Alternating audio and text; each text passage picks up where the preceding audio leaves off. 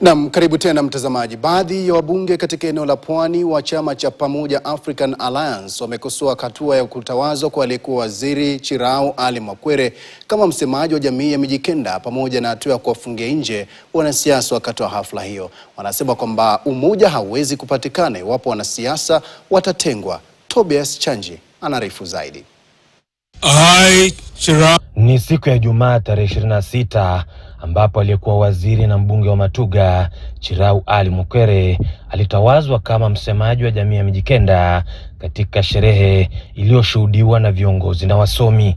Kwa leo tumezindua umoja rasmi wa kabila za Mijikenda zote 9.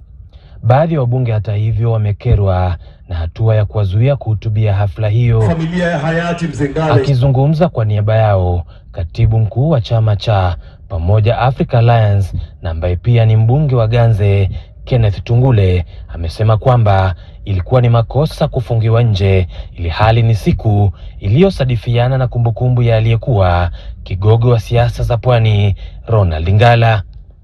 Na nafikiri hapo ndio mwanzo tunakosea, kwa sababu Ronald Gideon Ngala alikuwa mwanasiasa, na si mwanasiasa tu, alikuwa mwanzilishi wa hili taifa.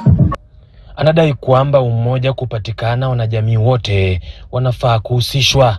Sote tunataka umoja wa Pwani, lakini umoja wa Pwani hauwezi kuja kama mtatenga watu fulani, na ninavyoona hapa sasa tayari ni kama ambaye wanasiasa wote wametenga. Akaongeza kwamba ni kinaya kwa viongozi hao wa awali kuhubiri amani sasa badala ya enzi zao za kuhudumu kutamatika. Lakini hatuwezi kuweka mbele kutafuta umoja wa watu wa Pwani, watu ambao wamehudumu kwa miaka mingi katika serikali na hawakuleta umoja hao wakiwa ndani ya serikali. Nafikiri hii imefanyika hapa ni vitimbi tu vya kisiasa. Manake tukiangalia kuanzia Makwere mpaka wengine wote ni political brokers kufikia sasa, manake hawana mwelekeo tena wa kisiasa. Huku nje wanaumiana jua. Tobias Chanji, KTN, kaunti ya Kilifi.